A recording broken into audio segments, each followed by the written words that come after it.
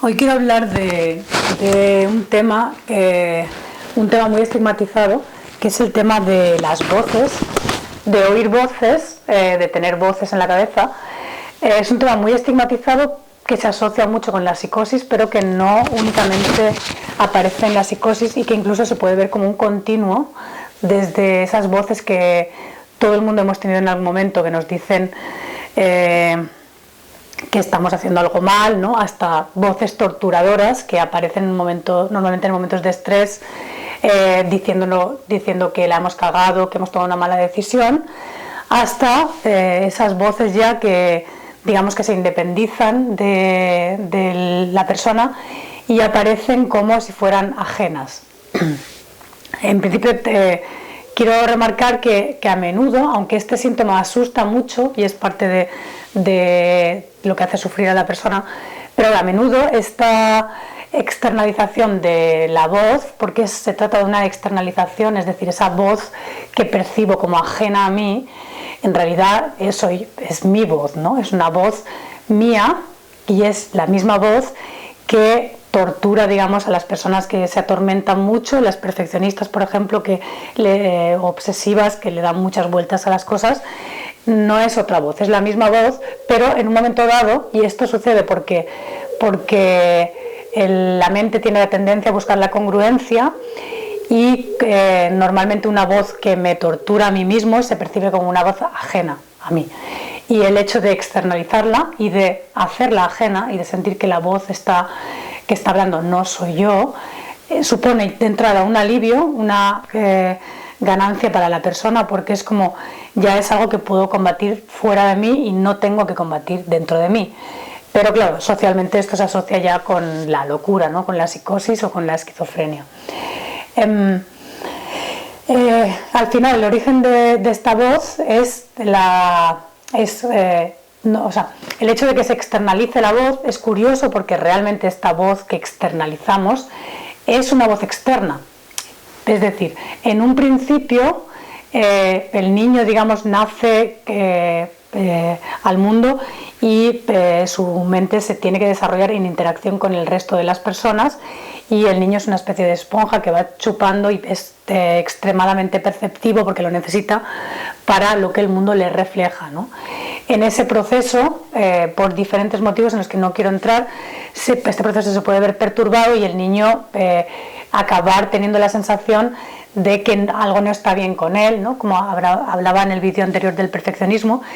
y esta sensación puede llegar a ser tan potente y tan torturadora que se materialice en esta voz de la conciencia, que es una parte del superego, de lo que debería de ser o de lo que debería de hacer, que machaca sin cesar a la persona. Las voces que muchas veces las personas acaban oyendo, ¿no? en los brotes psicóticos o en la psicosis, o en otro tipo de situaciones de estrés se pueden llegar a escuchar voces. Suelen ser, no siempre lo son, pero suelen ser, porque hay otros mecanismos, pero suelen ser voces muy torturadoras, ¿no? Muy críticas. Es decir, no va tan alejado la persona en la cual se automatiza esta voz y se percibe como si fuera algo exterior. Parte del proceso de reversión o de curación o de superación de esto, lo cual este es un tema muy controvertido, porque hay una rama muy dominante de la psiquiatría que considera esto como algo irreversible y solamente tratable con medicamentos, pero esto no es así. Ha habido diferentes periodos en la historia de la psicología donde se ha visto de otra manera y donde sí se ha dedicado el tiempo, porque sobre todo en los procesos terapéuticos es necesario mucho tiempo, se ha dedicado el tiempo necesario y se ha conseguido superar este tipo de voces, o la persona ha acabado entendiendo lo que significan y ha acabado asociándose con ellas.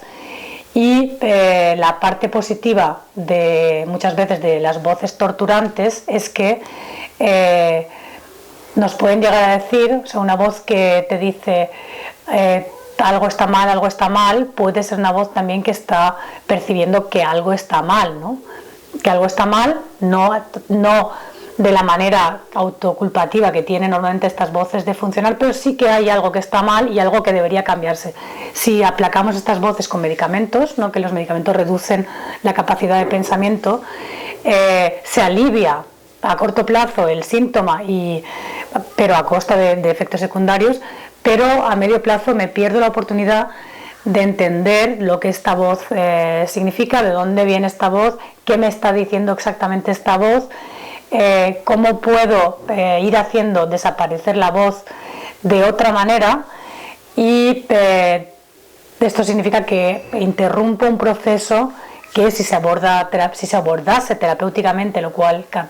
por la manera de funcionar de la psiquiatría cada vez es más poco probable porque cada vez hay menos tiempo y cada vez está todo más biologizado, sería posible llegar a hacer desaparecer o a volver a sentir como algo propio, o sentir incluso como un aliado, en el sentido de advertencia, que cuando aparece y cuando se manifiesta nos está diciendo que algo debo cambiar en mi vida.